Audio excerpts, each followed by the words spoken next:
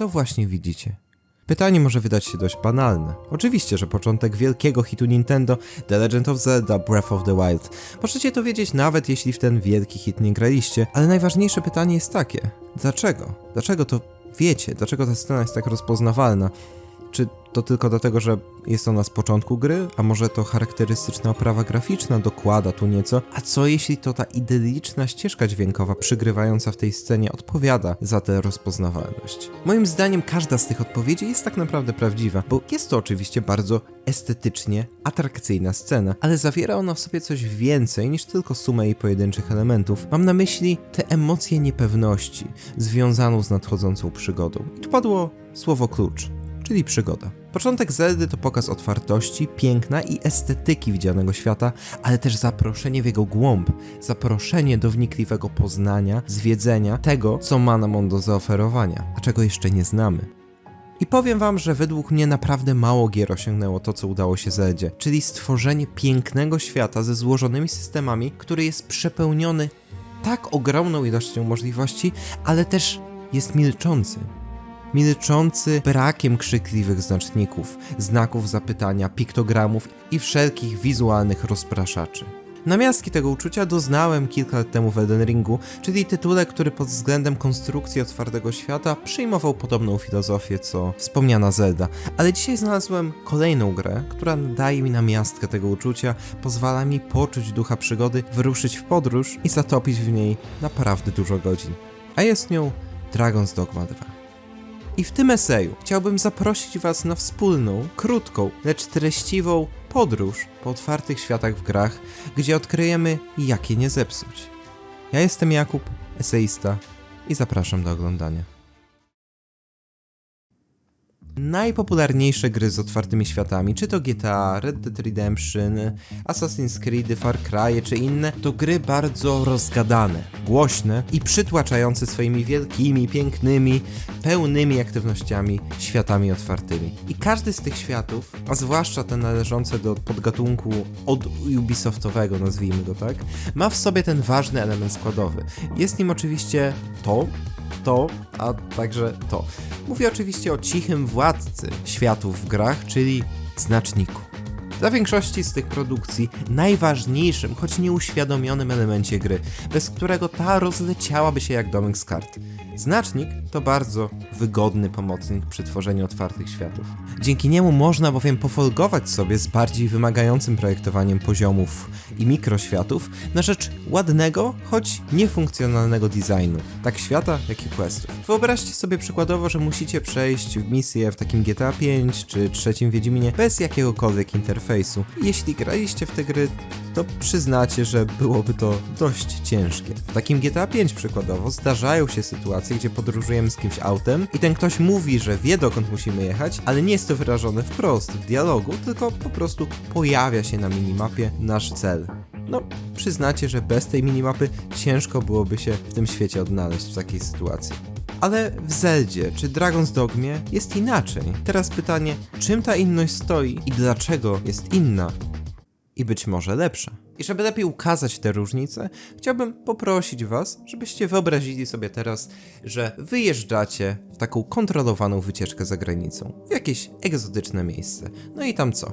Widzicie dużo kultury, jakieś ciekawe miejsca, poznajecie ludzi, inne jedzenie, ale wszystko to jest wytyczone po szlakach ustalonych przez waszego przewodnika czy biuro podróży. Szlakach, o których wiedzieliście przed wykupieniem wczasów i o których wiecie, że od lat stanowią atrakcję turystyczną tego biura podróży, jak i pewnie setek innych na całym świecie. A teraz drugi scenariusz. Bierzecie plecak, łapiecie jakiś last minute, lądujecie gdzieś w Azji, nie macie za bardzo planu, nie macie przewodnika, macie tylko dzień tu i teraz i taką chęć, żeby jak najlepiej wykorzystać czas, który macie. I ten drugi scenariusz to taki, w którym naprawdę można poczuć tego ducha przygody, bo moim zdaniem przygoda słabo lubi się z kontrolowanymi warunkami listy rzeczy do zrobienia, którą posługujemy się w pierwszym wariancie wspomnianej wycieczki. I Clue tego jest proste. Dragon's Dogma 2 czy Zelda to taka nieplanowana szczegółowo wycieczka, gdzie dajemy porwać się chwili, a Far Cry czy Assassin's Creed to sterylnie przygotowany szlak turystyczny, który może oczywiście się podobać, ale ciężej poczuć, że jest nasz, że jest jakiś własny. I ta wspomniana inność to różnica odczuwana w tym, o ile ciekawsze jest znalezienie ukrytej skrzyni w Dragon's Dogma 2 niż wypatrzenie jej suchego znacznika na mapie typowego Assassin's Creed'a.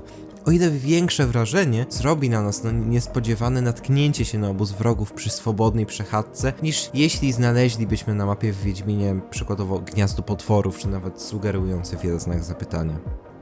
Ale oczywiście nie może być zbyt kolorowo i pojawia się tu nam bardzo ważny problem. Co zrobić, żeby gracz się nie zgubił? Co zrobić, żeby wiedział gdzie i po co? Cóż, żeby być kompletnie szczerym, to tak Zelda, jak i Dragon's Dogma 2 wykorzystują znaczniki, ale są one bardzo ograniczone. Zazwyczaj tylko do najważniejszych questów, gdzie i tak pokazują nam często jedynie, gdzie mamy być mniej więcej, a nie dokładnie, i nigdy nie spoilują przy tym świata gry. Świata, który jest z punktu widzenia mapy pusty. Zobaczcie, jak drastycznie różni się to od tego.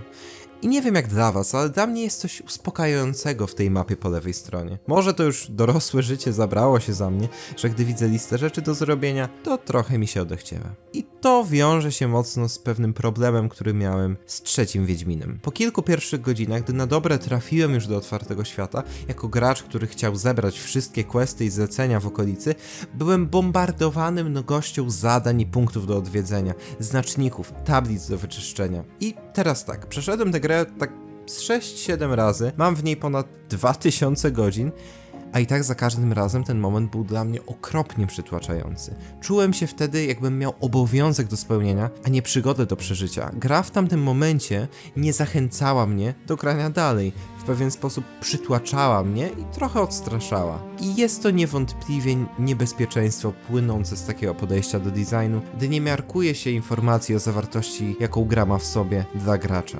I być może między innymi dlatego gry takie jak Dragon's Dogma 2 czy ostatnie Zeldy postrzegam tak relaksująco. Bo pomimo tego, że mają one swoje szybsze, żywsze momenty, związane najczęściej z sekwencjami walki, taka lwia część doświadczenia to jednak to chodzenie własnymi ścieżkami, odkrywanie rzeczy po swojemu, w swoim tempie i to w ramach tej swobodnej eksploracji dochodzi się do tych mniej spokojnych elementów. To całościowo bardzo przyjemne doświadczenie, które nie goni, nie pośpiesza, pozwalając nam tworzyć nasze własne unikatowe wspomnienia z systemową grą, niż tylko pasywnie odbierać to, co twórcy nam zaplanowali.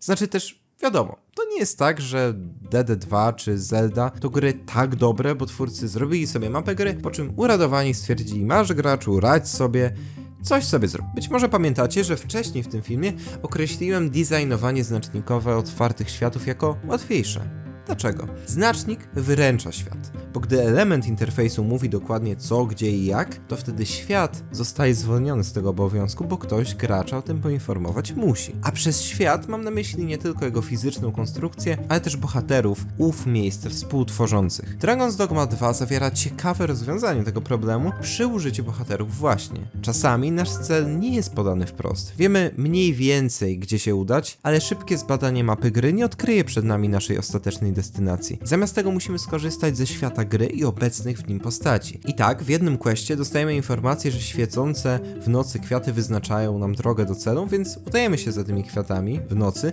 i faktycznie ten cel znajdujemy. Ewentualnie korzystamy z pomocy rekrutowalnej postaci niezależnej, która nie tylko wspomoże nas w walce, ale też poprowadzi do miejsca związanego z danym questem. Ten system to też świetny przykład, jak osiągnąć ten sam efekt, doprowadzenie gracza do celu, unikając rozbijania imersji. Nasz pomagier jest przecież elementem gry, świata samego w sobie, a nie tylko ikonką czy grafiką widoczną na minimapie, i to dzięki interakcji z nim możemy do naszego celu dotrzeć. Więc gdy podążamy za nim, a nie za jakimś znacznikiem, zostajemy w tym stanie imersji, zostajemy w świecie, bo nic nas nie próbuje z niego wyrwać, aby zmusić nas do wyjrzenia poza niego. Dodatkowa rzecz, o której warto powiedzieć, to też sama konstrukcja światów. Znany jest przykład projektantów Zeldy, którzy zderzyli się z problemem, jak utrzymać zainteresowanie gracza w grze, gdzie prawie nic nie jest mówione wprost. Skonfrontowani z tym dylematem postanowili, że charakterystyczne wieże posłużą im jako punkty, wokół których umieszczą ciekawe miejsca, questy i aktywności. I to pozwoliło im na takie sprytne pokierowanie doświadczeniem gracza przy użyciu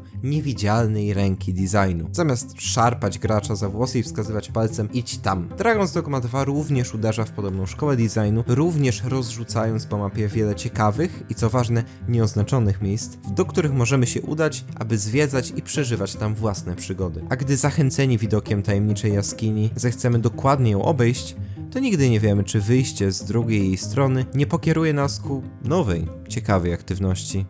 I dobrze, że nie wiemy, bo czasami po prostu warto wiedzieć mniej. Mówił eseista. Dzięki za wasz czas. Jeśli spodobał wam się ten film, to zachęcam do zostawienia tej symbolicznej łapki w górę, zostawienia komentarza, a także subskrypcji, żeby być na bieżąco z tym, co dzieje się na kanale.